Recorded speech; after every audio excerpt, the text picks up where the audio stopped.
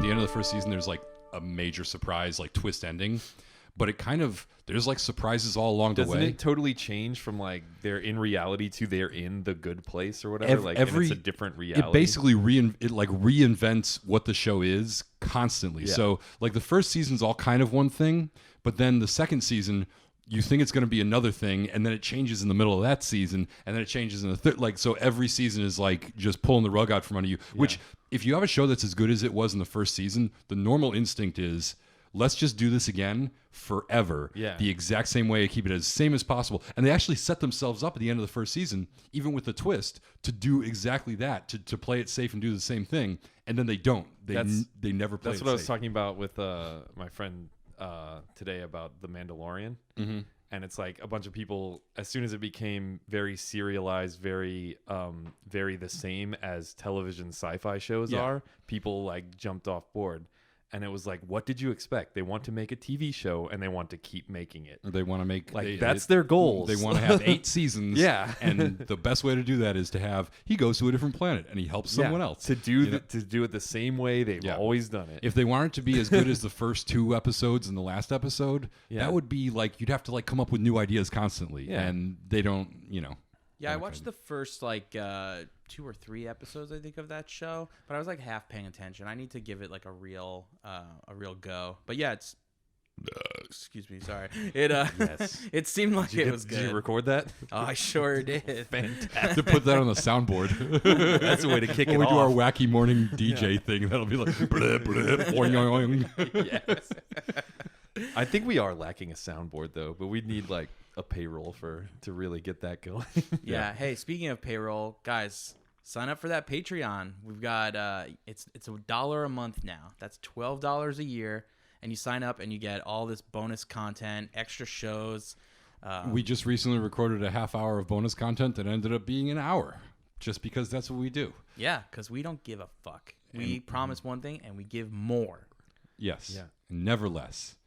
And the reason we can give so much is because it's just words, and I've got a billion of them. That's true. Some of the best words too.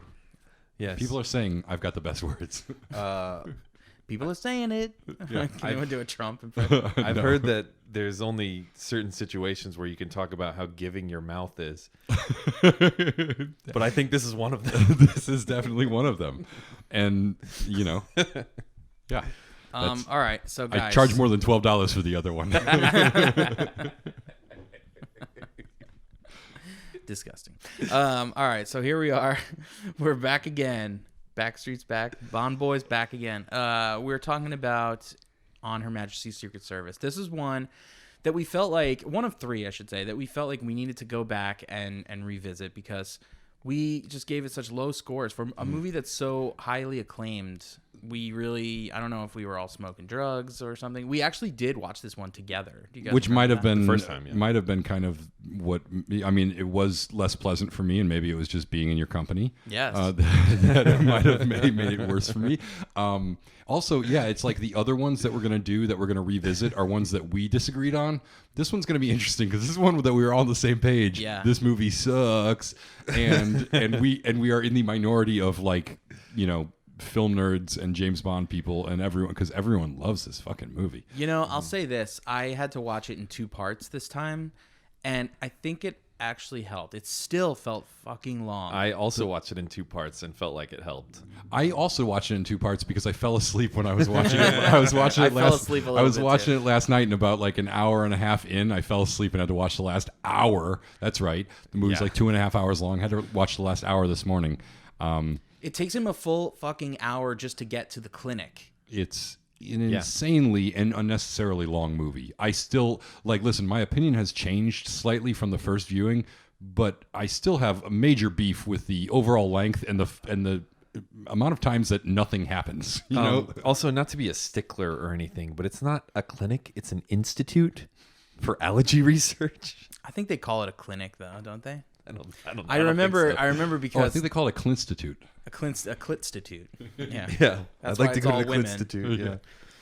All right. So I don't feel like we need to jump into this one in the same way because this is a look back. Although in fairness, the first time we did this, we didn't use our format? most of our formats. So this might be a reason to keep some of that shit. In fact, you claimed that Lazenby was not in the bullet scene, which he is. I thought it was Lazenby. No, it's Lazenby. We got. We still can't get this right. Who sent us the hate mail of like guy. somebody had a negative review where they listened to the podcast where we were basically joking around about how he didn't know the pronunciation of the guy's name, which I still think Lazenby is a pretty funny pronunciation and a good joke. And somebody was like, "These idiots don't even know how to pronounce the man's name." Yeah, some fucking winner had to tell us that we're saying this wrong. But in his criticism, did he put how to say it phonetically? No, he did not, because I think he didn't know. He's a real piece of it is Lazenby. But go on, Colin. You were saying about Mr. Lazenby. Well, he's in the bullet. Oh yeah, he sequence. is. And actually, one of the things that I thought when I saw the bullet sequence again, because I was like, I'm gonna try to give him the benefit of the doubt and look for any positives I can find in his performance. And one of the things was, I was like, that's a pretty dynamic and athletic bullet sequence, like turn and shoot thing. He looks I didn't like his freaking walk so ballet much, dancer. but his turn and shoot. His turn and shoot was spot on the money. No So waver. quick. Yeah, and just very precise. So agile. I felt like he hit his target. It was gorgeous. I thought it looked It was like a cat. I don't like when they look like, I don't know. In the newer ones, it's smooth. He walks out, boom. He like, oh, there's a bad guy over there. He spins around and shoots. In these old ones, it's like a slow walk. Hey, I'm just walking slowly, and then and they like jump down and onto one knee. Yeah, You know it's what because I'm they talking used to do the drop to one knee thing, and now they sort of just casually, turn sideways. Although Craig does a pretty dramatic, like he does like almost the police thing where he squares his shoulders and his legs up and shoots a little bit. So Do you think that it will continue to get less and less? So he's just kind of barely turning his shoulders at some point. Oh yeah, in the future from now. yeah, eventually it's just going to be a hard wink. He's not even going to have a gun. He's just going to turn to the camera, give it a hard wink, and it's just going to be bang, gotcha. I'm just gonna like zoom in on his eye. Or something. Yes, it is. I think it is him in the bullet sequence. If I said that, I was a fool. Yeah, and I think he's good in the bullet sequence, the gun barrel sequence. At least for the shooting part. What is the cold open in this one again? Oh, it's the freaking The Oh, ocean yeah. suicide. Yeah, thing. let's the talk ocean about that. suicide Let's talk thing. about Yeah, that. let's talk about this.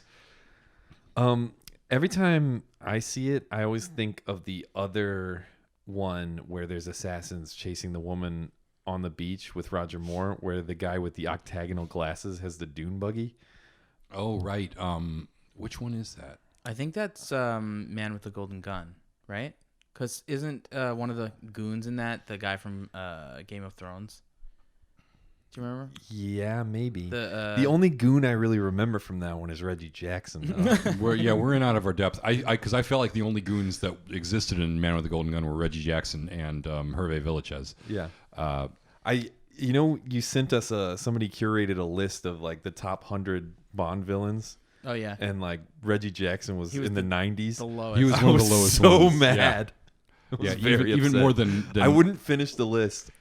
Yeah, he- that he list was fucked. They he had was some. ranked lower than Whisper, who was literally a fat guy who was incompetent at everything he did and couldn't talk it loud. Also, But he was Whisper is fat. fucking awesome. yeah, but I mean, Whisper was a bad. But but who drove the Pimp Mobile? That was Whisper, yeah. Yes. I'm trying to think of what the general from Quantum of Solace was ranked like not at the bottom of the list, which I objected to. I was like, no, he's the worst villain. He was still in the 80s or something. Yeah, he's the dumbest villain.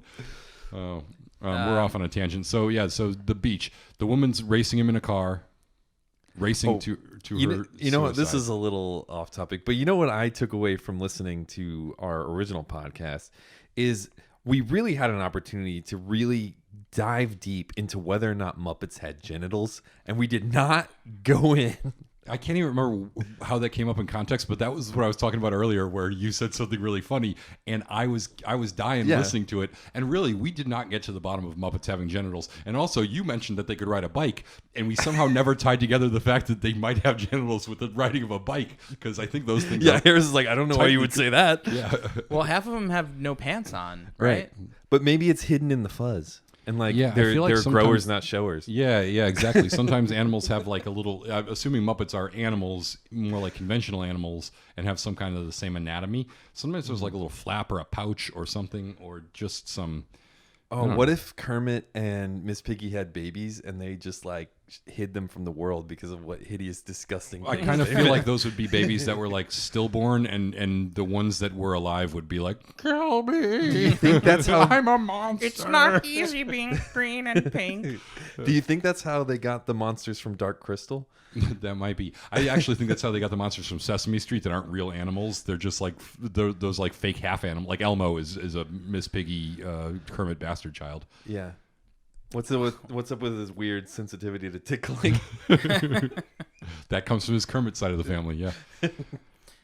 Yeah, last time about this Cold Omen, I think we just pretty much ripped it apart, right? It's edited really badly. And I stand by everything that we said in the last time because it is edited badly. We don't know why she's trying to kill herself. It doesn't make any damn sense. It makes no sense. Why That's does the biggest she thing. walks into the water and he assumes she's going to kill herself and goes and grabs her before there's even any evidence of her being suicidal. Yeah, what And if it's a she's little just taking confusing dip? what her bodyguards are doing there. Exactly. And why are they killing? Why are they trying to kill James Bond? And why is she running for it? None of it makes any sense. It's all just, hey, how can we do something exciting? It's just a poor way to start the movie, and it's dumb. You know, I may have said this before, but I do think it would have been helped by George's ability to act being present. You know, you're going off on this. I watched this movie with a keen eye for acting. He does a great job in this movie. You're on crack cocaine. Get out of here! Get out! He's excellent. The whole time I kept thinking, God, this guy could have been. He's the worst. Bond. The only way I was able to like watch and enjoy the film today was to constantly in my head tell myself just ignore his acting and watch everything else. I was very. I think I was closer to Colin's opinion last time we watched it. Time, And watching it again, but I did like his physicality. I felt like he had the potential. I said at don't the end have of a the problem with podcast, that. I felt like he had the potential. This time, I am way closer to. I think I'm on Team Matt here, only because listen, there are times I feel like there's times like in the quiet scenes and the emotional scenes where he struggles a little bit. Like the scenes with M, he's not great. The scenes with Tracy, some of those he's not when he's being charming and flip. He pulls it off. When he's trying to be sincere and emotional, not so much. And the last scene is a real struggle. But otherwise, I'm with you. I thought the performance was much stronger than I gave it credit for the first time, especially for a guy who told everyone that would listen, I'm not an actor. I'm a model. I don't really, I'm going to do my best, but I don't act. I'm not an actor. Stop calling me an actor. And a director who didn't really coach him up at all, by all accounts, left him alone and ignored him. So I thought it was kind of amazing. And I think he could have figured it out and been much better down the road. Look, that's fine. I think he may have been able to figure out and do better down the road. I think his physicality, I think he looks fine, but he did a bad job, and it's maybe not his fault, but it really affected my viewing, and I can't change that. I think he's charismatic, and I Yeah, think some of exactly. his like line delivery, his like line reading choices are good. Like he easily could have been stiff and like read everything incorrectly, but he makes interesting choices, I thought, and there was no at no point do I cringe from his performance. Right, and say, me like, neither. Oh God, get this guy off the screen. Yeah. Why? I forgot that he was the bad Bond watching this. There was only occasionally I was like, ooh, yeah, clearly not a. I wouldn't even call Clearly him the not an bad actor. Bond. I think he's just the lone. No, but I'm just Bond. saying, as Bonds go, he's the worst one. And I forgot that watching this. I forgot it because I was like, he can pull this off.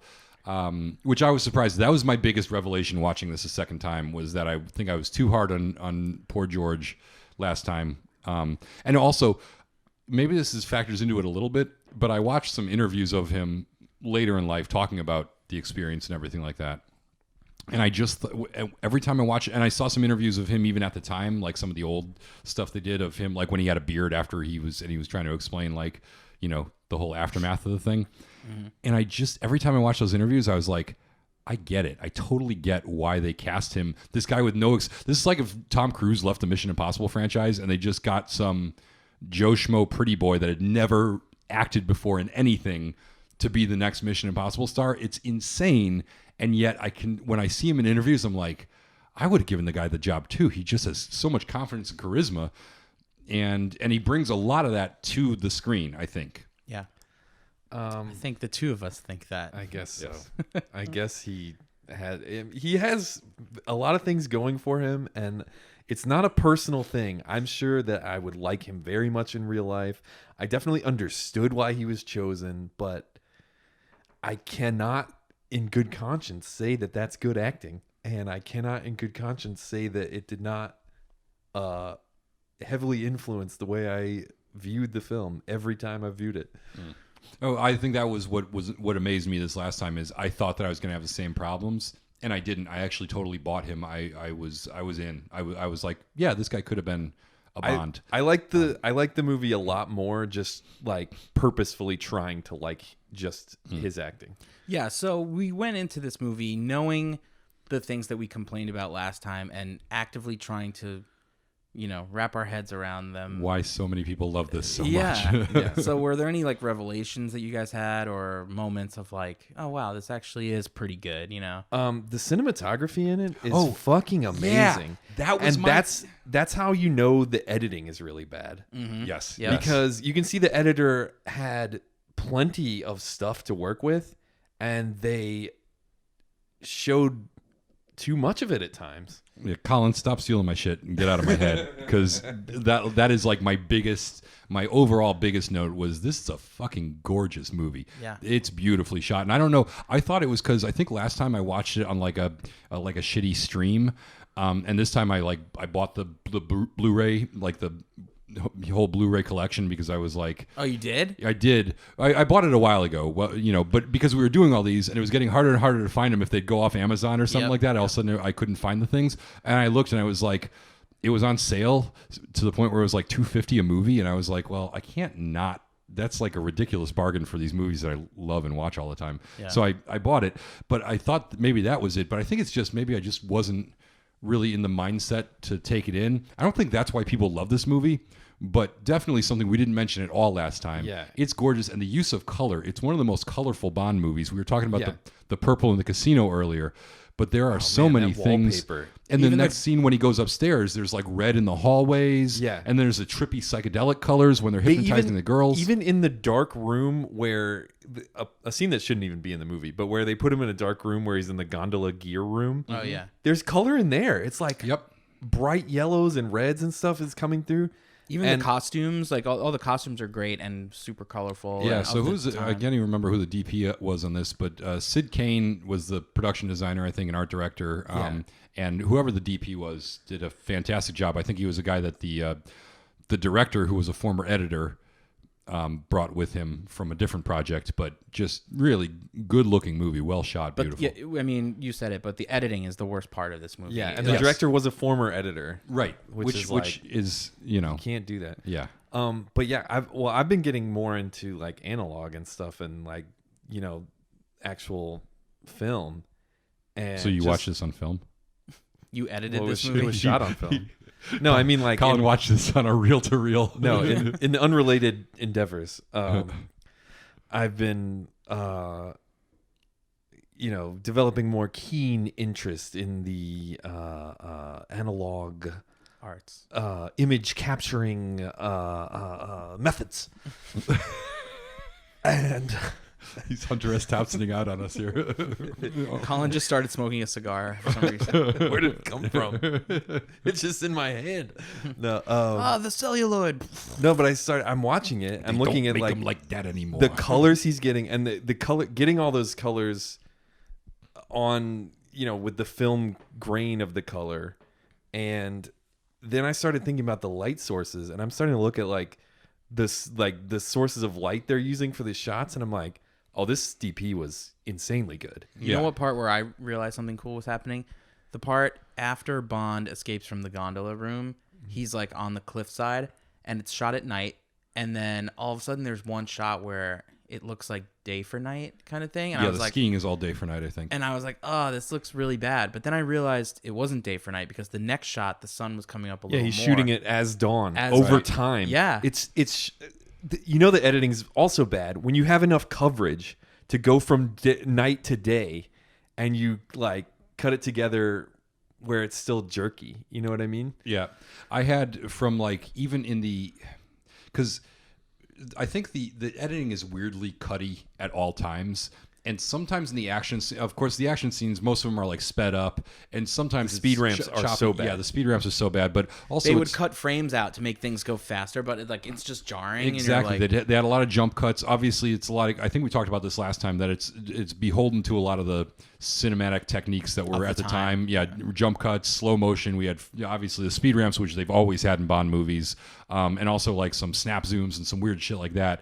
But the cutty editing almost works in the actions, like the ice race part. Yeah, I think the editing actually works and makes it really exciting. And they must have had an insane amount of coverage. I can't imagine how many cameras they had in that, because that was just a nightmare. And it looks good. But what's weird is there's really cutty editing in like walk and talk and dialogue scenes, like some of the scenes with M, or the scene where he goes to the mobster's house and the guy's telling him to marry his girlfriend.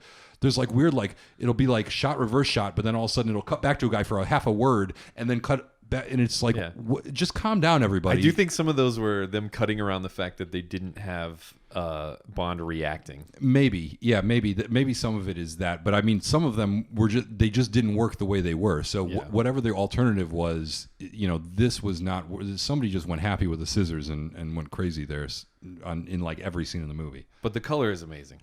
The color is amazing. Yeah. I didn't mean to go back to, No, but I agreed with you on both points. They were both good points. This was really well shot and really poorly edited. Speaking of the editing, I can't remember if this was on mic or not, but we were talking about certain scenes that just go on for so long unnecessarily. The gondola room being one of them. Oh, so bad. Yeah. The worst one, I think, is in the helicopter at the end when the good guys are like... we mentioned this last time. Did we? Sure, yeah. Oh, my God. I timed it. It's a full 5 minutes of like, we're with the Red Cross. No, you're not. We're with the Red Cross. No, you're not. Now it's all coming back to me. Yeah, it is so brutal. And it's like kind of a clever gag that then they beat into the ground. Same thing with I mean, obviously him escaping from the gondola room is the stupidest conceptual thing that happens maybe in the entire movie. Meaning, like, if they had just killed him, it would be over. Or locked him in a closet without another exit that isn't even like guarded or anything. Yeah, any other kind of like any other imprisoning room. him or but then they binding him or they go to whatever. great lengths for the rest of the movie to try to kill him, and they're shooting at him and whatever. Like, why didn't they just kill him? Right. Well, I was watching the pacing like very closely, and what they should have done, I'm pretty sure on this. What they should have done, cut that scene completely. Gondola. Rewritten it so he was, locked up in any other way. Have him escape on skis, and we don't see them chase him. Then we're immediately back in the winter village, and he meets her again, and that scene is different to where we can actually like make the relationship make sense.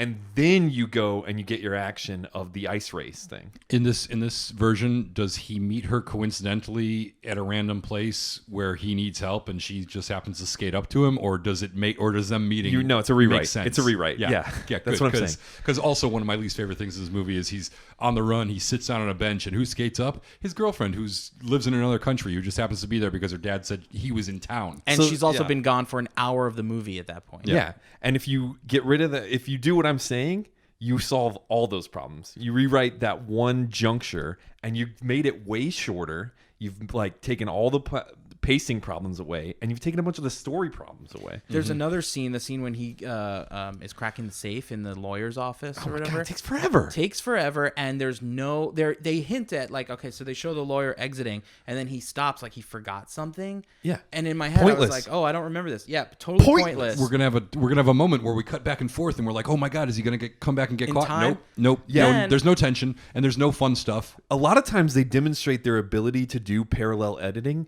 but it's for nothing. There's no reason for it. Exactly. Instead, we get to see him make photocopies. Yeah. Yeah. But like, We're watching him make photocopies. Are you kidding me? Even at the end, so he got the photocopy safe cracking machine from the construction worker outside, who Right.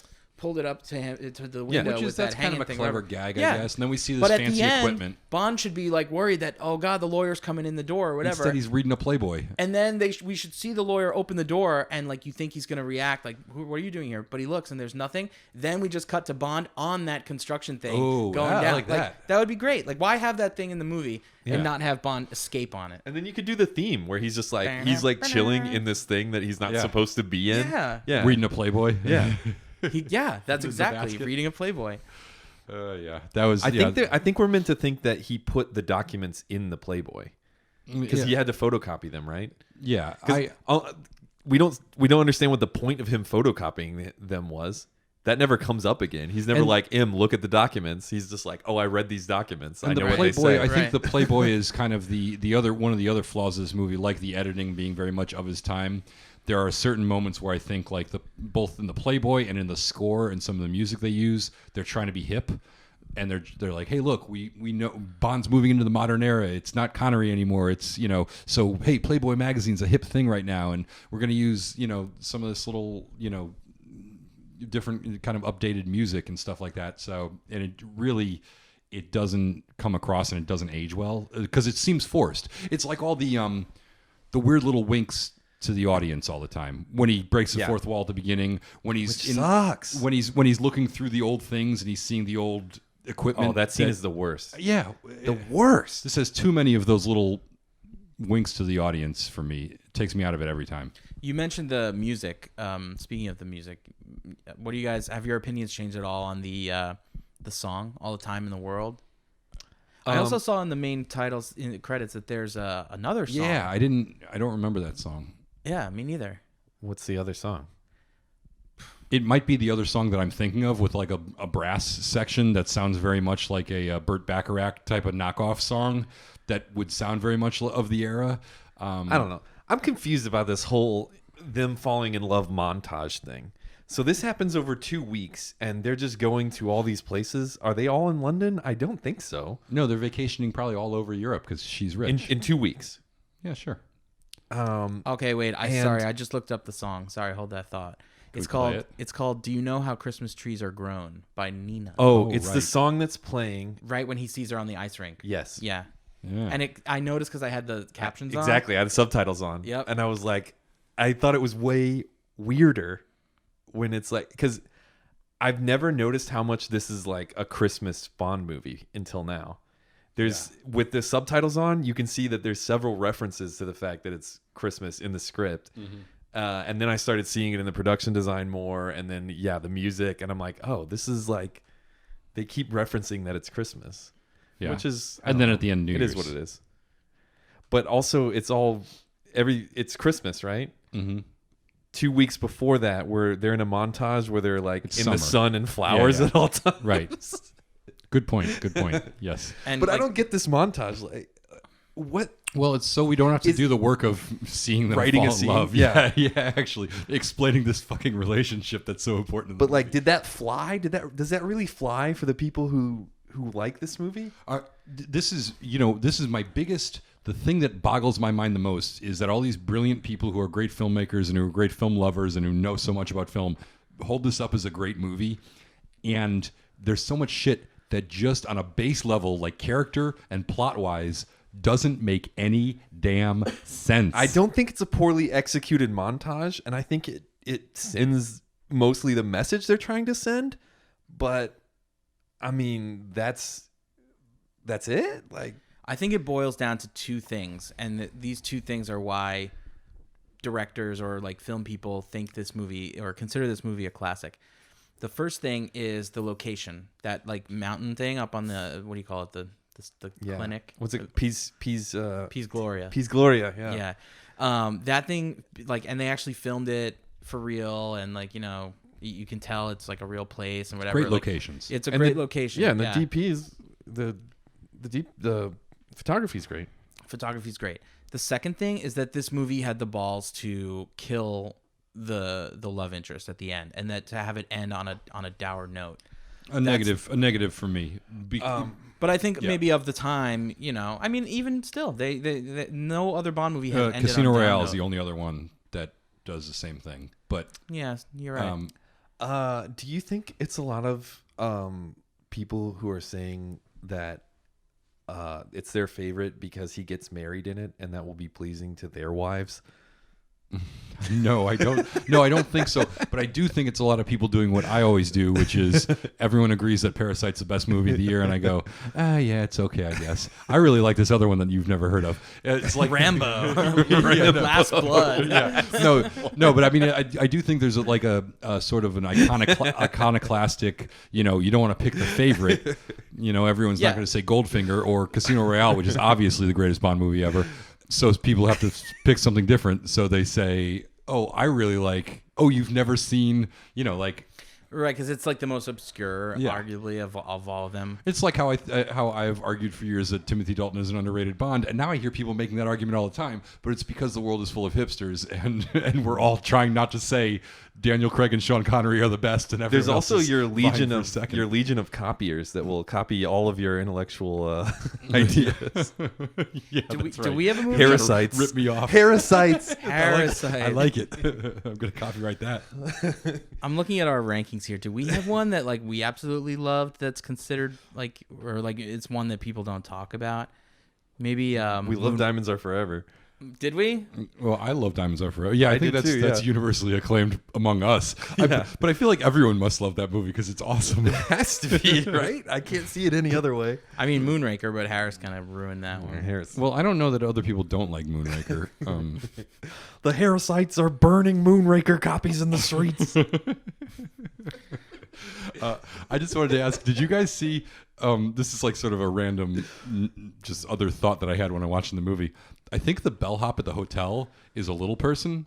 I wasn't sure Yeah. if it was a Yeah. kid or a little person. No. But then in the very next scene, they go to the mobster's headquarters. Yeah, and that there's a guy guy is a little sweeping person. the floor as a little person. I think there's two little people in this movie in consecutive moments because I think the bellhop at the hotel who's taking the golf clubs from him is also either a child who's working at a hotel somehow or a little person. I don't remember the bellhop, but I do remember the guy sweeping the floor. Yeah, I remember them taking the golf clubs off him and throwing them at someone and it knocking that person down. The bellhop might have just been a child. Okay. Or else it was a little person, and in the very next scene, there's a little person sweeping the floor whistling, which I thought was just bizarre. It was populated by, Munchkin Land for a half a second. I really appreciated the clothes in this movie this time. I don't. You're always big on the clothes in random this clothes. are awesome. I don't remember the suit he's wearing to go golfing in. I'm like, that's 1969 right there. It's like an orange turtleneck. Or something, Yeah, right? yeah. It's like a zipper turtleneck. yeah. And all the outfits he wears when he's playing Hillary Bray or whatever his name is. Yeah. Sir Hillary. Hilly. Hilly. Hilly. Call me Hilly. Yeah. Call me Hilly. Who's supposed to be gay, and they get a couple of good jokes, like with the woman who says, "Oh, I think I know what he's allergic to." Yeah. But it wasn't fully clear. That I thought to myself, "What's he allergic to? What is she referring to?" They were talking about gold balls at that point. I'm like, But then, he's allergic to then balls? later, he says to both girls when he's seducing them, they're like, "I didn't even know you liked girls," and he's like, "Normally, I don't." Yeah. And I love how he used the exact same lines to seduce both of them. You look I great, really, with I the- really love how the English girl in this part is supposed to be kind of comically unattractive, and I still am like, I think it's like You're it's DTF. working. Yeah. Yeah. Did you say you got the picture I sent you where she's eating the chicken and looking at it? Oh yeah. My, You think she's supposed to be comically unattractive? I think her personality is supposed to be. I think she's comically supposed to be her like personality. for sure. unconventionally. Yeah. Yeah, she's definitely not supposed That's to. I why mean, she eats the none of- chicken like that. None of and them are that's- supposed to be unattractive, but she's supposed to be like a little too forward, a little too abrasive. Especially Yeah. watching it with the subtitles today, I'm like looking at her lines and I'm like, she's supposed to sound dumb as hell. Oh, Like, and how really did we not? uninteresting. In the last time we did this, none of us mentioned one of the best double entendre quips in the history of Bond movies. When she's writing on his thigh, she's writing her room number on his thigh, and Irma Bunt asks, "Is anything wrong, Mr. whatever his name is?" And he's like, "Just a little stiffness coming on." In my shoulder. Yeah. Oh, because she references it Amazing. afterwards. She's like, Yeah. "How's your stiffness?" And he's Yeah. like, So good. "Yeah, that No, was." she's like, is your that's right. stiffness still there? And he's like, it's gone for now. For now, yeah. for now. Yeah. He stresses for now. Oh, great. Yeah, that is some of the best of his stuff in the movie. I feel. He had some good, because him and Moneypenny have the one where he goes, "Oh, what would I do without you?" And she's like, "Oh, oh, my problem is you never do anything with me. There's Right, like a right. couple of good. Oh, Moneypenny's so good in this one. Yeah, she is. Oh my god! And she looks sad in at that the end when first he gets scene where she's married. got that tall hair, looks like El Capitan. Yep. It's fucking hot. And she's got that hat with the print on it to match her dress in the wedding scene. Oh yeah, Yeah, I know you noticed. she's crying. No, I'm just kidding. As long as we're that doesn't yeah, that doesn't do it for you. Are you sure? crying doesn't help. As long as we're talking about quips, this is one we mentioned the last time, but I just the delivery on it cracked me up this time when they're skiing away and the guy gets mulched up by the snow guts machine thing? and he goes, he had a lot of guts, and I just thought like the way he said it. For some reason, I was just like, it almost wasn't a quip. It was like an observation. Like, my did you see God. all those guts? Have you ever skied There was before? guts though? everywhere. Have you ever skied before? Yeah. Imagine like skiing for your life behind some guy, and some guy gets mulched, and he turns around and he makes that joke to you. He looks in your eyes. You just see the man eviscerated. You're probably covered in guts yourself. He's going downhill at like 50 miles an hour, and he's fully turning his shoulders around to deliver this joke about a man getting I wanted Tracy. liquefied. I wanted Tracy to be like, "You're fucking disgusting." Yeah. Too soon. They're skiing for their lives. I am a little traumatized, and we're in the middle of a chase. This is not appropriate. If she makes one like bad move, she breaks like every bone in her body. Or flies off a cliff like that one guy who just flies off a cliff skiing, falls forever. Right. Again, another Speaking editing. of the pacing, Yeah, like yeah. why do we see his entire fall? He falls for hours, and then finally he hits the bottom of this mountain. It looks horrible too. They do Yeah. they do two different angles of him falling, or three. There are We some- see him falling from above, the side, and the other side. There are some brutal, brutal deaths in this It's movie. like clearly a fake person, a ventriloquist when dummy it hits, or whatever. when it hits Yeah. the snow, it's like that's a bag of sand. Yeah. Any other things that you guys noticed? Like, what the fuck things that we didn't see on our previous viewing or talk about? When I was listening to our old one, I still do think his acting reminds me of a guy who hits the half court shot at halftime. Yeah, it's a good analogy. And I couldn't stop thinking about one of my favorite episodes of Frasier, which I would love to talk about Frasier. Well, if let's we jump have into time. Frasier. Yeah. Where Frasier, their dad, and Niles all go to the basketball game, and Niles happens to be sitting in the right seat to shoot the half court shot, and he makes it. And then everyone in Seattle thinks he's cool. And then they find out he can't really shoot it at all. I don't remember this episode, but this sounds like an appropriate analogy for. I would say it's in my top 5 Frasier episodes, along with the one where Frasier is dating a woman and no one else believes that he's dating this woman because her backstory sounds too like far-fetched. I don't remember that one either. I watched a lot of Frasier. I could not name a single plot episode. You guys want to know something? Frasier's beautiful. You've never seen Frasier? I've never seen Frasier.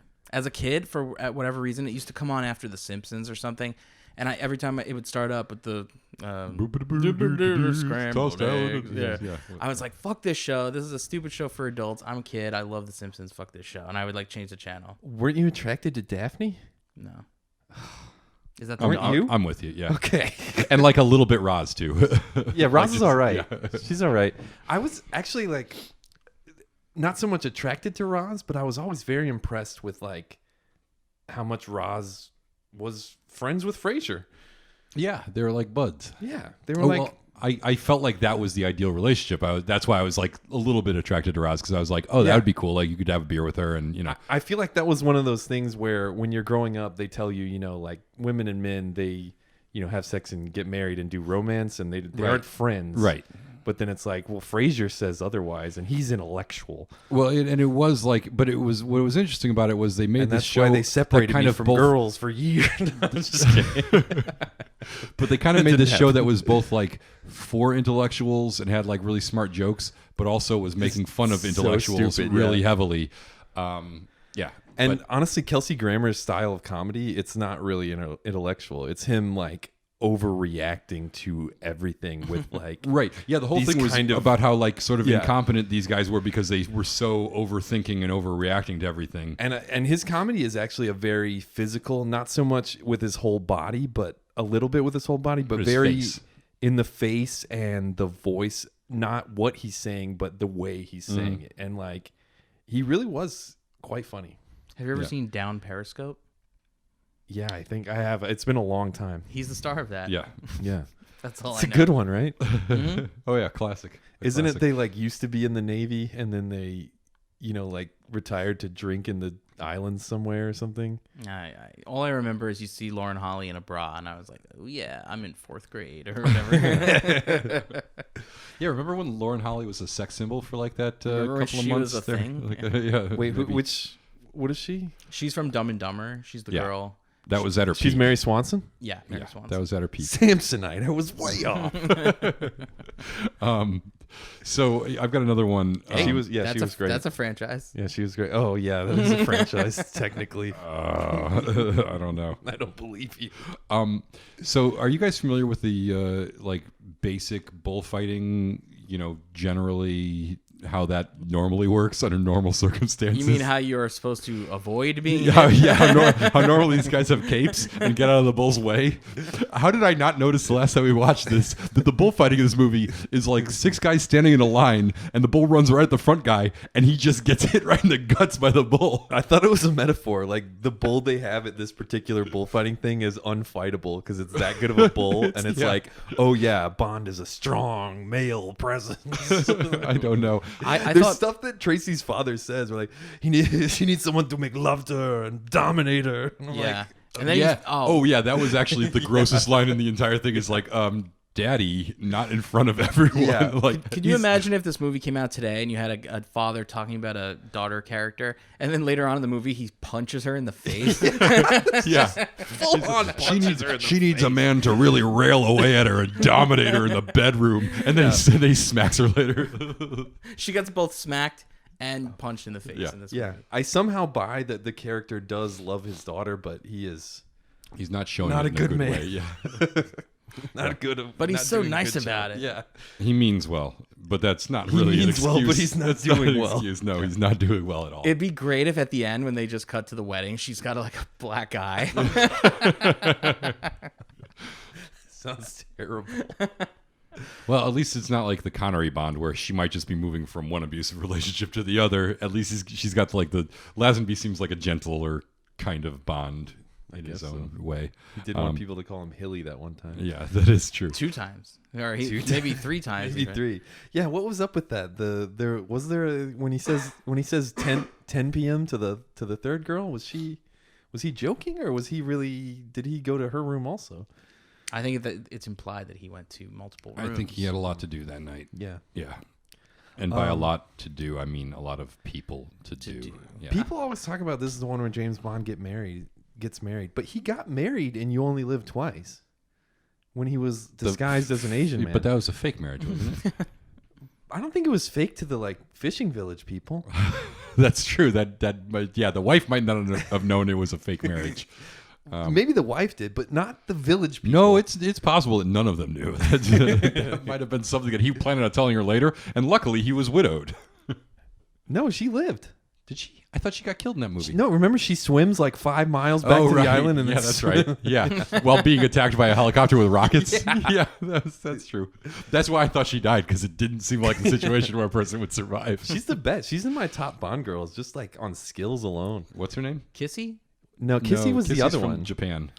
She That's was- racist. I think she was Suki. Is that wrong? Suzuki? No. Suzuki, maybe. I don't know. We should maybe look it up, but Yeah. If Well, only we had computers in front of us. like no one talks about that. He was married in another episode. Yeah, I guess because we film assume that that's before. a fake marriage that we don't Well, really count that one. Why is this marriage more real? Because she's white? Whoa, Harris. I don't think that's true. That was Colin, by the I way. feel like that is true to the 1969 audience. I don't know. I think it was because this one was like he was marrying for love, and the other one he was marrying for work. Because he gave back the money in this one. That's the difference. Aki? Oh, because he gave Aki. Aki. That's it. Yep. Yeah, she was great. Random question about M's office. So, describe the door to M's office. Usually it's like padded, but this time it wasn't, was it? No, it was. Okay. It's the usual. But it had more buttons this padded time? red leather. It had more buttons this time, less buttons. Here's what I'm curious about, and I think it's always been this way, but this is the only time I've noticed it. It's actually not one door. It's two doors. It's a door that's a padded red leather door, and then he opens that, and he goes into a different padded red leather door that leads into M's office. But the gap between them is like maybe 2 feet, Yeah, like it's like not a even. foot. Yeah. Yeah. I think it has been like that always. Yeah, so what is the point? And there's also lights above the thing that are red when he can go through and white when he can't. It's a soundproof room. Like it's so they know what happens in So there that is soundproofing totally secure. Is the soundproofing is the two doors. It's like it's a security thing. Whatever you're talking about in there is totally secure. You know what I mean? Because Is this one of those things you're making up? Because No. Okay. This is you I'm sincerely not believe just that trying you're- to cover for the movie. This Okay. is how I. No, I think was just it curious is because I was actually looking at that and I was like, it's not even enough room for somebody to be in between those doors. Like, if you're going through those doors, you're going through both of them at once. You can't go through one door and then be in that middle. I mean, I guess you could, but it's like almost impossible. So I was just wondering what the situation was. I think and it's a why. security thing. I think also their offices are supposed to look like offices of something else on the surface, and Soundproofing makes it's sense. like levels of how deeply into it you're going.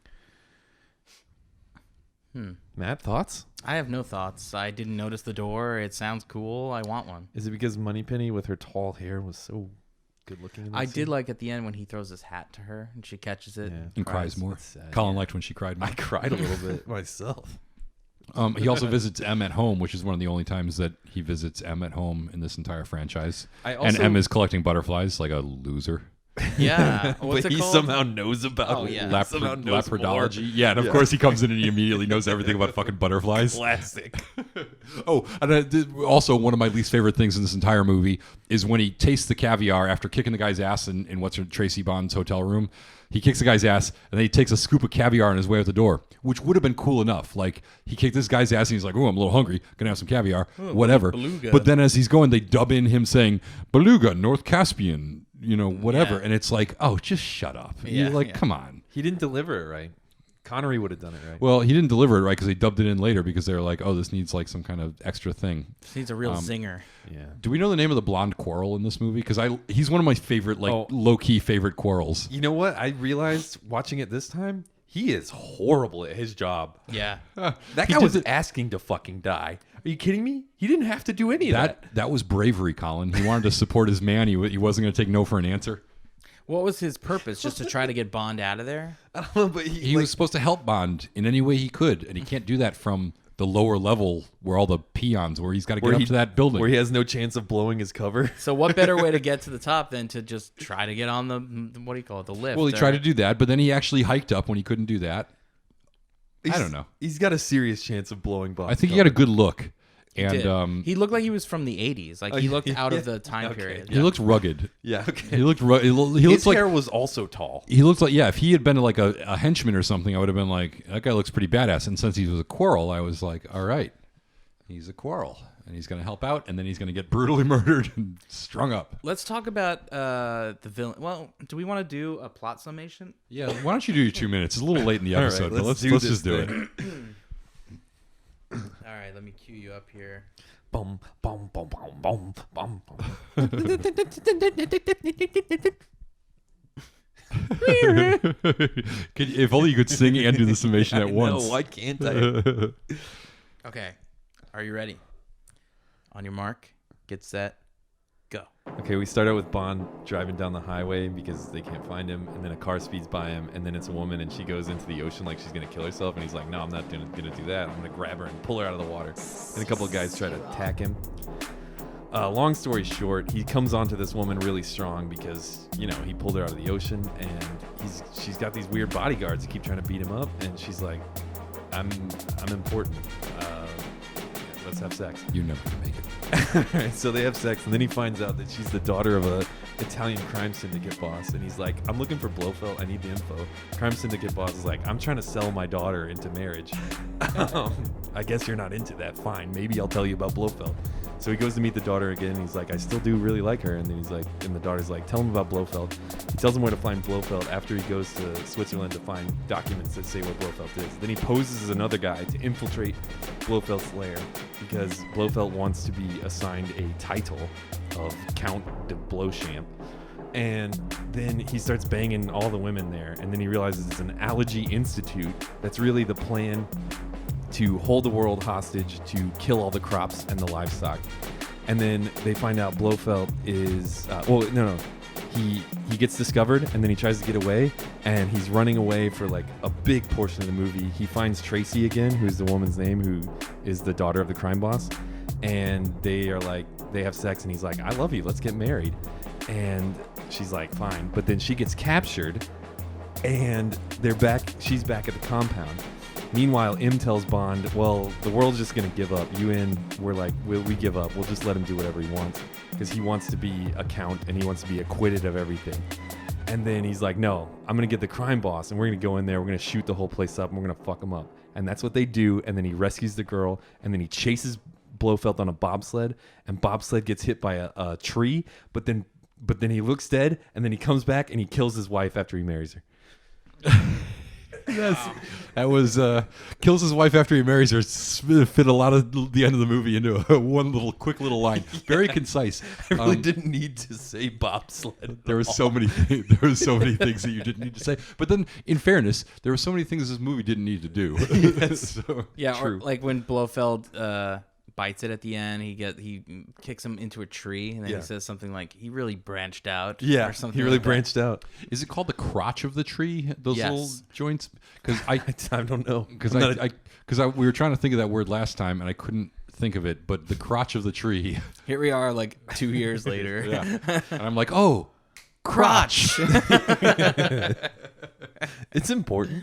It is important. Crotch is important. Our listeners want to hear us talk about crotch. Yeah. That's Do what they people tune in ever for. do they ever, like, I kind of fell asleep towards the end of the movie.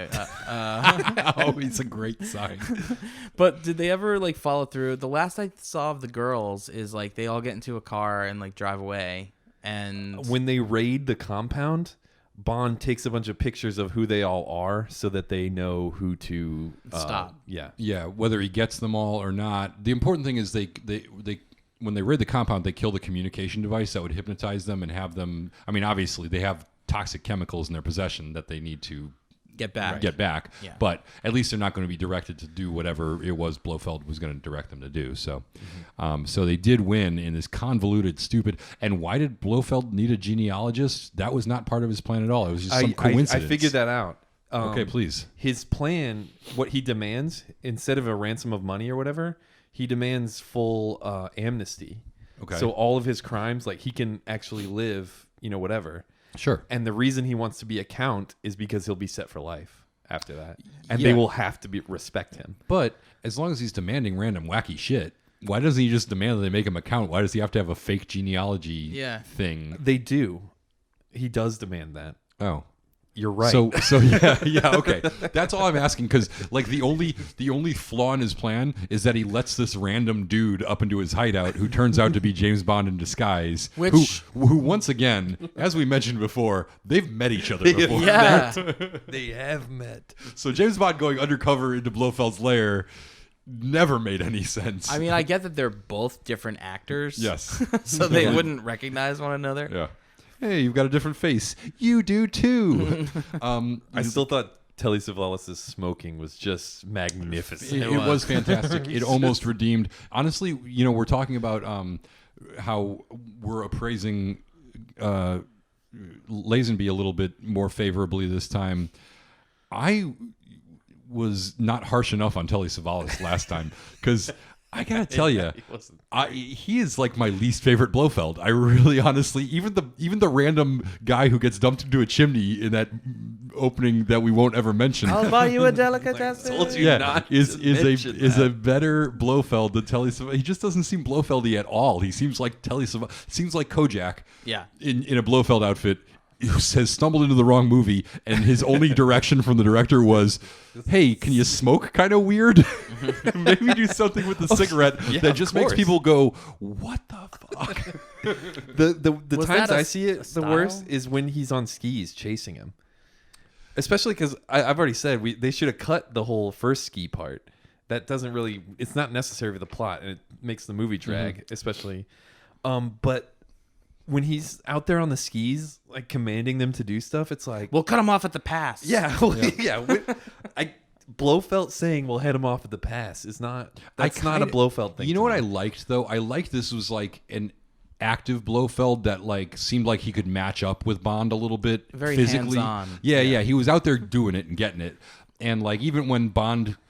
When they're trying to lock him in driving the car even after his neck is broken. Yeah. Yeah. And even when they try to lock Bond in the got a room driver. and Bond is standing there and he's got his two henchmen and Bond tries to escape and like knocks out both the henchmen and Blofeld doesn't even react. He's not even like defensive or anything because he's like, yeah, I could probably kick this guy's ass if it came down to just me and him.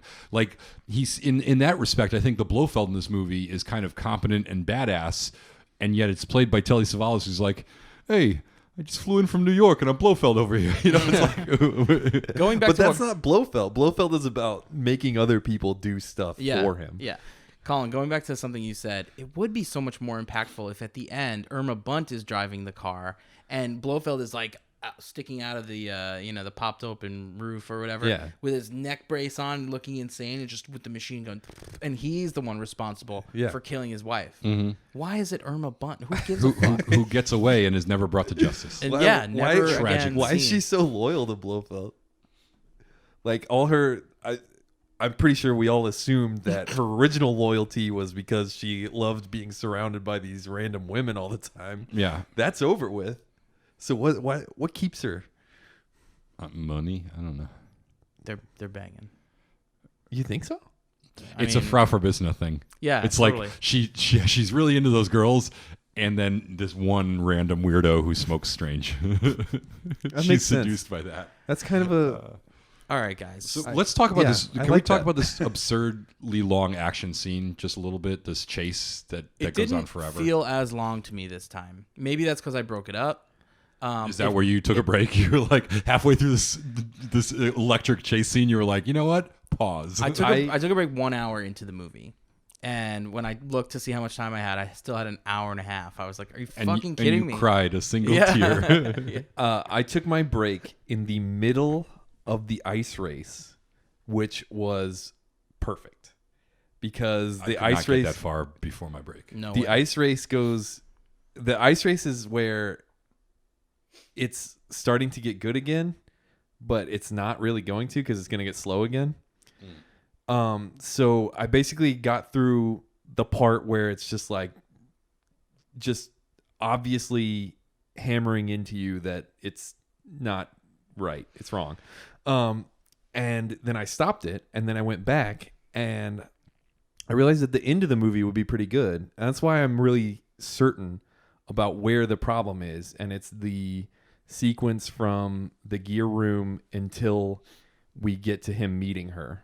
But a lot of those individual parts of the chase aren't bad. Like the skiing, the guy who skis on one ski, whoever that stuntman is, totally badass. Whoever the cameraman is who's skiing backwards filming all this shit, totally badass. There's some amazing there's two skiing. ski chases. Like, yeah, we got you all only of need it in one. Yeah. We can get all that in Yeah, one. we only have one curling scene. We don't need two of those. Why do we need two skiing scenes? There's two moments where he throws a guy off the mountain. Two. Yeah. We just need one. Yep.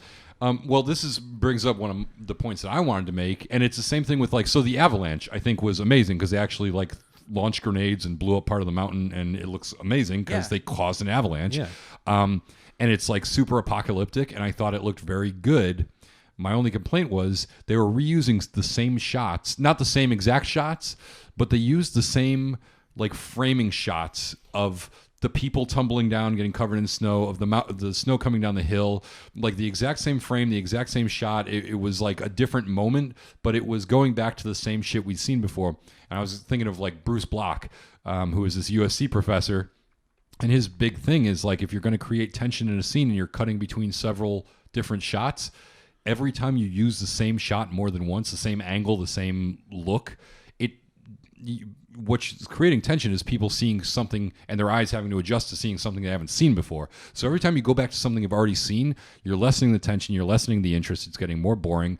And that was this movie's biggest problem, especially in the action scenes, is they just were oh, that's a good shot, let's just use it 8 times. In everything, the car chase, the avalanche, the skiing, even they the never hand-to-hand found stuff. Yeah, there's exactly. a couple times in the hand-to-hand where he does a really cool kick. Yeah. But then he does it 3 times in a row, Right. directly right after that. The first one, he throws a haymaker to Yeah. knock the guy out, and then he throws another haymaker. Oh, and then yeah. he throws a I flying remember, kick, and then I another remember flying thinking that in the first fight, I'm like, is he throwing only uppercuts? yeah, and you know what? It almost looks like it was just 2 different takes of the same exact moment in totally. the fight, and it's like, and they do that constantly. Honestly, you could cut probably 8 minutes out of this movie just by taking out replicated like 1.5 second shots. That Oh, you know what else was hilarious? Did you notice that she gets in his car and peels out off the beach and drives away, right? Mm-hmm. Did you notice anything about her peeling out? No. Her tires start squealing. Oh, on sand. Nice sound design, guys. yeah, that is sort of it's sort of typical for a movie where so many people did so many things right, and then just a handful of people did dumb later stuff. they use it again when they're on ice. They're driving on ice. Yeah. And it's like, There's a lot of squealing on the ice. I did notice that. So one of the things in the chase scene that I noticed, though, that I wanted to mention was, and you may have some experience with this. Colin, have you ever driven anywhere while looking at a tiny hole in the windshield with ice everywhere, and like you could only see about this much of the road, like maybe 4x4 square inches, where the heat had defrosted one little section of the window, and you actually drove like a real distance in inclement weather? I've been in a thunderstorm that was that bad, but water is more clear than snow. Yeah, I was going to say I've been in I've driven through. I drove a school bus through a rainstorm in Texas near Houston, where the water coming off the ground was creating like 6-foot high surf, where the visibility was like maybe 2 feet, and everyone on the highway was going so slow, and I was like amazed because I'd never seen anything like that. It happens in Texas a lot. Yeah. That's why I was wondering, because I was driving in Oklahoma one time, which is like Tornado Alley, and I was in a thunderstorm, and I remember that the rain was coming down in such a sheet that the car was like kind of encased in water by like just the precipitation, and that level of water that was surrounding the car as it hit the car was thicker than the windshield wipers. Yeah. Well, that's in the one I was talking about in Houston. We pulled over to a gas station, and we opened up the door to the bus, and we couldn't pull under the awning because we had a bus. Yeah. So there was like maybe a foot gap between the awning and the bus, and I jumped through that foot of rain, and I was soaked down to my underwear like I jumped in a pool, like completely drenched. Like, that was the amount of density of rain coming down that. But what I was wondering was, because he's from the South and probably hasn't driven in snow, but you might have driven in some snow and know that New England experience of driving and looking through a tiny defrosted section of the window where you could only see like a tiny bit of the road, and you're like, yeah, this is good enough, I'll get going. Yeah, I remember somewhat recently. When did the movie Her come out?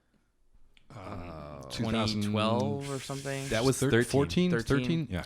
Yeah, I was home for break during that time, and while I was at school, and I went to see Her. And when I had gone to the theater, Wait, you don't mean bin her? Because we're talking about cars, not chariots. Chariot racing in the snow, however, no. so I'd gone to see the movie, and it was just starting to like flurry outside, and I was like, oh, we'll be fine. By the time we came out of the movies, it was like feet. It was so much snow, and like all fresh, and it was late at night. So, like, no one's on the road. It's just a sheet of white. No one has driven through it yet in the parking lot of the movie theater and, like, wherever. So, we get in the car. It took us, like, an hour to get home because we had to drive, like, 5 miles an hour. Yeah. And, like, the windshield wiper's just going, like, crazy. And you're like, I can't see anything. That's what I was thinking when I was watching Tracy Bond drive. I was thinking, this is my... So, I'm from New England, lived in Connecticut for half my life, and I will never go back because I hate that weather. The one thing I miss about winter weather is I love driving in like 24 inches of snow in like a blizzard. I'm one of those people who just thinks there is no amount of snow that and like I'm in like a 2-wheel drive, front wheel drive car, and I'm just like, yeah, this is fine. I can manage this. Yeah, this is like I'm just a hater of stop signs, and when it snows like that, they just tell you don't even try to just stop. ignore. Yeah, just ignore them. Yeah. You cross your fingers and you go through that stop sign. You just hope there's nobody coming the other way. But that's the other nice thing, is there's never anybody out on the road like that. And there's a skill to driving in that much snow with a half defrosted windshield. No, every once in a while, like, every few years, if in North Texas, going far north enough, it will snow. Yeah. But people have no fucking idea what to do. Oh, yeah. It's complete chaos. Also, they don't have like snow plows and sand dumpers. So I lived in Kansas City for a year, and they had like the worst ice storm they'd ever had. They do dump the sand, but only on bridges. Right. Only on bridges. It has to be a bridge with like air under it. Yeah. Yeah. They had I think it was the worst ice storm they ever had. That was terrible. But they also got a foot of randomly just got 12 inches of snow. Yeah. And I went out like 2 days after and drove on the highway, and the highway wasn't cleared 2 days after the snow stopped falling. And I was like, crazy. You guys just give up? There's 12 inches of snow, and you guys are like, we're done for the year. We just don't drive anymore. It's like one guy with a plow. Yeah. They don't anything that they would have to pay for is like cut out of the budget, We don't want to pay a snowplow guy if it's only going to snow at once in every 5 years. I think they were bringing in like plows from other parts of the state. Exactly. Yeah, like every plow in the state, and that's like 6 guys. Yeah. All right, guys. So I'm looking at the ranking here. Colin, you gave this movie previously a 2. Yeah. I listened to, I said 2.5 actually. Well, we put you down for a 2. We rounded down on this one. We rounded down. I thought of my new ranking before I looked at my old ranking. I was wavering between two different choices. Did you go up or down? I went up, and I kind of, after looking at my old ranking, I kind of regret it. But it's okay. I'm sticking with it. Okay. I went up too. Should we start to just talk about like why? Yeah. Yeah. You want to go first? Yeah, I could. Wait, shouldn't we mention that we're the 44th ranked movie well, I was going to say that movie for the criticism end, but podcast in Norway? Yes. Big shout out to Norway, our number one country. Fuck yeah, Norway. Yeah, We go are- Norwegians. We are the 44th all-time best film review podcast in the country, the great country of Norway. Yes. Yeah. So to all our many, many, many Norwegian fans, and there were more than 45 podcasts in this competition. There were a lot Yes. more. Many more. Yeah. Yeah. Yeah, And so we were- remember in Lilyhammer they won all those golds and silvers and bronzes? They just killed it in that one. Yeah. Good for Norway. Guys, Norwegians, we've never been to Norway. We'd like to go. I Let have. us- You Hey. have? Just an airport though. Oh, fuck. Well, make us number one. I think I had a We're beer there. and a sandwich. Make us number one. We'll bring our next live show to Norway. Yeah. If exactly. we're number one, we guarantee that we will do a live show in Norway. If you make us number one in Norway. I stand by that. I feel like this is very safe. I feel like this is Yeah. a very safe bet for us to make. But I am 100% in. If there's a podcast festival out there in Norway, you guys let us know, okay? Yeah. Yep. So should I go first? Sure. All right. Ooh, we could call it the Norway Yes Way Tour.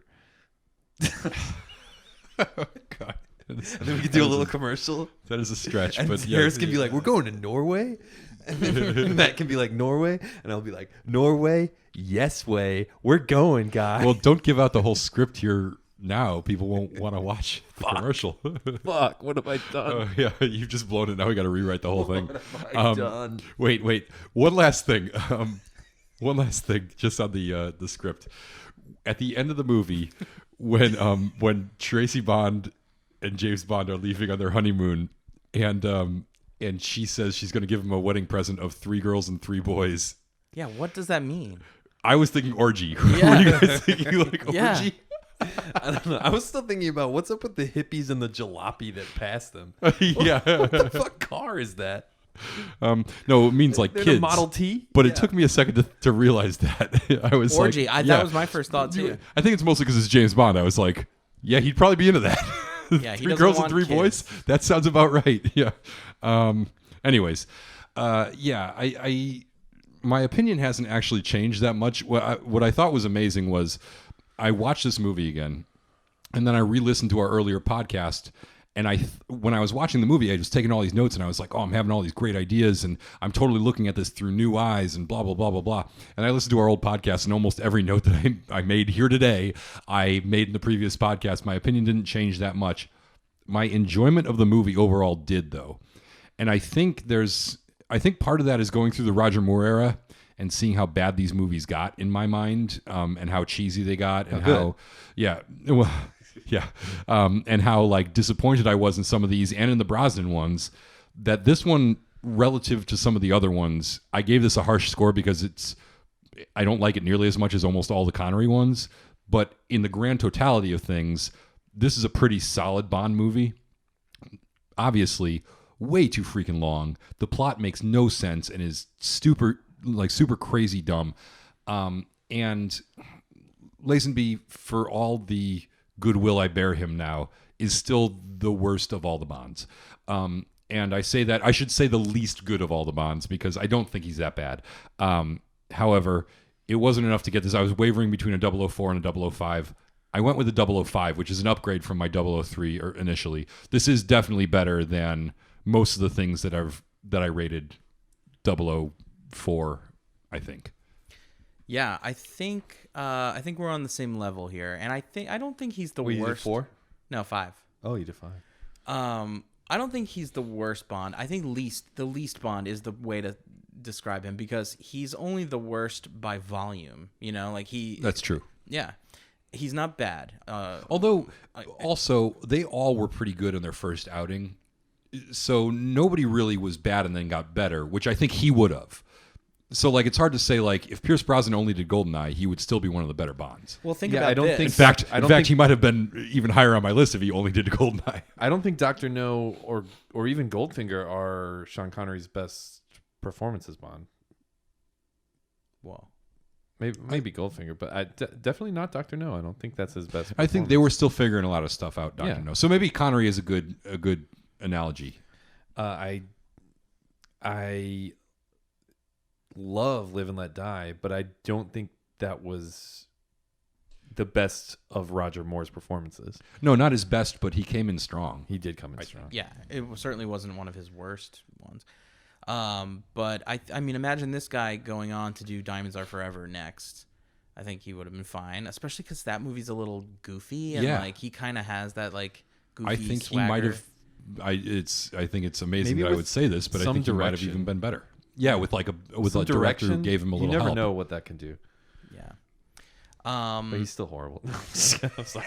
I'm sorry, George. If we ever meet, I'll buy you a He drink. does live in Santa Monica. Not an I think. expensive Yeah. one though. He lives literally 15 minutes from me. Yeah, and also, George- when you listen to the recent interviews, he's been in America a long time because he does not have much of an accent. He sounds like he's from California. George, if you're out there, if we ever meet, I'll personally apologize for how bad I've trashed you on this podcast And buy you a drink. and buy you a drink. One drink.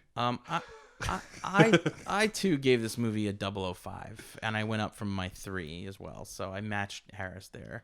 Also because my overall enjoyment of this movie, I think it was the breaking it up into 2 watch sessions that helped. It's too fucking long. It's just too fucking long, and in fact, it makes me as like a bit of an editor myself. Like, it makes me want to cut this movie. It makes me want to go in and do like the Matt McGregor cut. yeah, I really want to do it.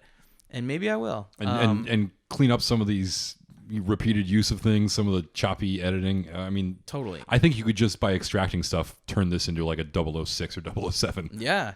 I would say the plot of this movie is dumb and not ludicrous like some of the other ones, and I think that is what grounds it and what makes it it's not over the top like some of the Roger Moore ones and the Pierce Brosnan Or Diamonds ones. Are Forever. Yeah, exactly. That's sort of the first one to really go for it. But Big swing. but no, I would not call this a classic. I would not call this a great movie, but I don't think it's bad. I think it's just flawed. And I think it's like square in the middle, 005. Yeah. And now for another opinion. This is the most I've ever enjoyed it when I watched it today. I think where I paused it and where I started again really helped a lot, because I think when they storm the base with the helicopters, even though the posing as the Red Cross part is way too long, is pretty fucking cool scene. They're just coming in there, like just coming in hot. Like, Can I just jump in and say one complaint about that scene though? What? They bring in they start playing the Bond theme, and it's like we've waited this whole movie, and it's usually a big moment when they play the Bond theme, and they start playing it, and we're cross cutting between Tracy fighting off the bad guys inside and random dudes shooting machine guns. I know James Bond gets off the helicopter and they play the theme, but then we don't see him again for like 2 minutes. And when they should have held it for is when he's sliding on his stomach shooting the machine gun, which is like at the end of when the theme like is about to drop off. That should have been the moment because that's like a great like dun dun dun dun dun dun. Oh shit! Damn, he's on his stomach. Is that how he broke his arm doing the sliding thing? I have no idea. I think it might be. I think they would have focused on that shot more, and maybe that's where he got hurt. All I know is, Matt, when you recut this, please just hold that music cue for when he slides in, or just have him slide in at the beginning of the sequence, and I do maybe solves both problems. I do think it's good for the music to have a crescendo around the same time as the most chaos, right? Because that's pretty cool. Yeah. So I don't know. I didn't fault it for that. I did. I totally lost track of where I was though.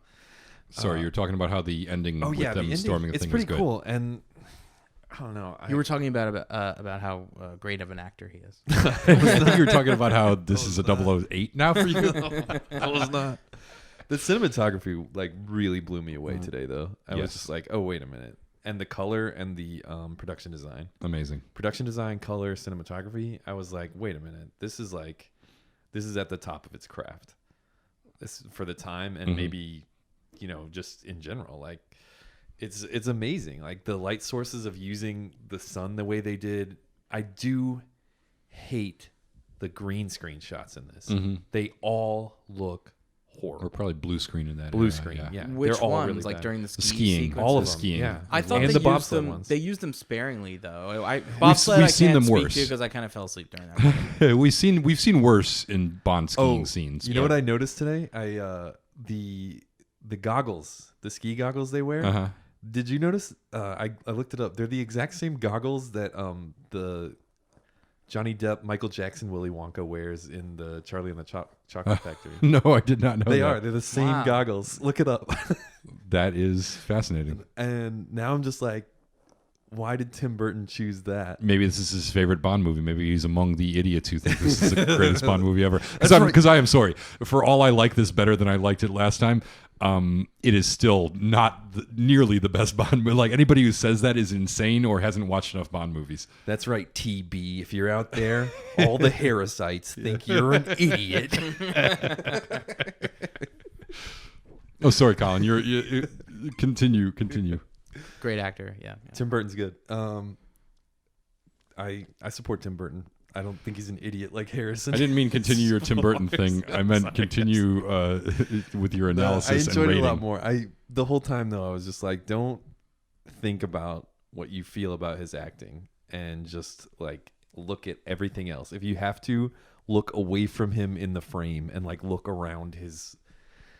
And it helped me, and it's been a few watches now, and I was appreciating his performance more. I felt like I was giving him the benefit of seeing the fact that he did try to be on camera, and and that is a good thing for him to try to do, especially against the lead in the movie. Now, before you say your rating, which was a 2 last time, Yeah. Was that his lowest rating for everything? I think ever? it was. I feel like you were rating purely on your distaste for his acting. Yeah, that's like the exact thing I'm about to address. Okay, great. Okay, so I do feel like I remember watching this when I was young. I remember you saying you hadn't watched it when you were young because in Blockbuster Video it didn't have that didn't have the right optics in Blockbuster. Well, the title just didn't pull me lame in. color, Yeah. lame cover, bad title. Same reason for me. Yeah. I remember when I watched this, I was young and I was like just really hitting that full moment of I'm really into James Bond right now. I'm going to see it all. I've got to see every one. I've got to know what they all are. And I was like, I've got to see this one. This is the most different one. And even when I was young, I was like, this guy is not James Bond to me. I don't get what he's doing. I don't understand why he's breaking the fourth wall. I don't feel like he's sincere. I feel like his jokes are fucking weird. And I just don't get it. And that hurt me as like a young, developing cinephile woman. as a budding young woman. I didn't even have tits yet. I do have bigger tits now. But I am a man. For all those listeners out there who are questioning, I am, in fact, And male. identifies as a man still. Go on. What is your rating, Colin? I'm You've been keeping people in suspense for like 18 minutes now. I'm This is in all between- getting cut out. I'm in between 4 and Man, 5. I know you don't like to edit this thing, but I'm in between 4 and 5. No I thought point last time I gave whatevers. it a 3, and I was going to go up 1, but I did like it enough to maybe go up 2, so I'll do a 5. Trip fives. Wow, You heard it. This has here really jumped in the first. rankings. 555, the fake Yeah, phone from number. one of the worst ranked ones to one of the middle of the road bad boys. It's still not middle of the road, is it? No, it's because probably all my still- ratings are really It's probably inflated. still low. Yeah, I was gonna say it's probably still very low. Like a 7 is the middle of the road. I mean, and honestly, if it did end up middle of the road, I would change my vote back down to a 3 just to penalize it because it should not be the middle of the road. Yeah. It doesn't even have a title sequence for Christ. It doesn't have an opening song, and Yeah. the title sequence is just like lame silhouettes and The clips shots from the and other clips movie. from old movies. It's They the worst. They had the Although, beginnings of a good title those- sequence, but then they just were Those like, we're shitty just gonna do- silhouettes have the pointiest nipples I've Yeah. ever Oh, man. seen. What is up with those? Fantastic. I was wondering, like, are those actually their nipples, or I know, are or they that's wearing like some kind something on top of bra? it, because those aren't even A cups. It's just they've just got like razor sharp, pointy, dangerous nipples on Yeah, these yeah. very Just like- flat. Did you notice models. that they put them because it's called On Her Majesty's Secret Service? The one cool thing they did is they make them all stand in a shape that makes a crown. Yeah. I did notice that. I also noticed there was a lot of hourglass shaped things because that's of the, because of probably the the all song. the time in the world, which makes Which me they think didn't use. which makes me think they were going to originally have all the time in the world over that. Which I would just like to try that out and play that at the same time and just see how bad that would have been because it doesn't. The song is not good. It's not. I mean, it's a good Louis Armstrong song. It's a shitty Bond song. I don't know. This movie isn't a good movie, but it is really fantastic visually. I think it would be a great. I know we talked about this when we did Casino Royale 19. Oh yeah, like playing in a bar in the background. in the background, Yes. playing this in the background, not even at a bar, like just kind of in the Anywhere, background playing somewhere. anywhere. Yeah, it would, A it's hip gorgeous. club. Yeah, a museum. a So- dungeon. No, Where you're making Moneypenny cry. You sick man. So does this get a license issued or revoked? revoked. I actually I thought about this beforehand, and I don't know like where it ranks among other stuff. I would say revoked. If it's borderline, I can't recommend this that people watch this movie. It's not bad. It's not the worst Bond movie, but I can't tell people to watch this thing. It is true for middle of the road. It's really like, again, I skipped it as a kid. I feel like I skipped it now. I fell asleep watching it. Like, it doesn't bring anything. It's not essential. It's not don't have essential. to, Yeah. So let's have trip 5s and no license to watch. That seems like a good compromise. Yeah. I feel like you're rushing everything, Harris. I'm sorry to all the folks out there who say this is their favorite Bond movie. I think they should watch any of the other 23 Bond movies and just see how much better all of them can possibly be. Not all of them. Some of them are really don't watch Die Another Day. Please don't. And just so you know, all the Harrisites out there, Harris doesn't care if you lose your job following his direction. He doesn't care if you lose your family. Well, that's why I don't have to care about the Harrisites because they're so dedicated to me. I actually like this Harrisite thing. I think this is catching on. I'm gonna keep it. Yeah, when we go to Norway, the Harrisites. Hey, bring posters, guys. Bring giant cutouts of my head. Norwegian Harrisites. Wave. Yeah, like 3 people show up to greet us at the airport. Yeah. That could be our Reddit subreddit / Harrisite. Oh, watch somebody message us, and their screen name is Norwegian Harrisite. What is So what else do we got? We already pitched the Patreon account, right? Well, I mean, hey, we could pitch it again. we could only for only $12 you get It's $1 a month. 12 Come on, months of people. added content. Listen, if you are actually still listening to this shit, you need the Patreon account because we do even better stuff there, even funnier. We put more content into it. We really do. Yeah. It. We really put. If you've more listened to all the content shit out we there, said today, and it's $1 a month. yeah, We talk about Bond stuff, but we also talk about just any other bullshit. Yeah, it's not totally random and unstructured, but it gets pretty random and unstructured. yeah. We are putting that content out there. It's available to you. It's only $1 a month. It's not that much. Just please. Well, now you sound like you're begging. Listen, guys, for the I'm price. not gonna listen. It's for the price of a cup of coffee 30 years ago. Colin can beg you. I'm not begging you guys. I just refuse. It's not that important to me. I don't care if you join but I'm just saying, if you've enjoyed this podcast so far, you will enjoy our Patreon account. It's like this, but more. It's true. I was trying to sound sincere and I came off pathetic. Yes, yeah, pathetic and desperate. Yeah, it was embarrassing for all of us. Yeah. And I think on that note, we should probably just get out of here before you say something else awful. Yeah.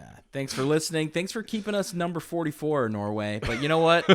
I think we could get higher. I got my eyes on number 43. Yeah. Yeah, let's rock that. We're also the 133rd greatest all-time film review podcast in the UK, which is a little more fitting. I think that's actually stronger, right?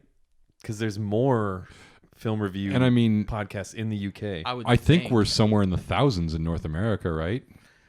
At least let's with not- We're not going to mention that. the thousands. I think we're as good as any other. I know someone who says we're number 1 in 1,500. North America. Yeah, my mom just started listening to this podcast. She loves us. Yeah. Shout out to Harris's mom. Shout out.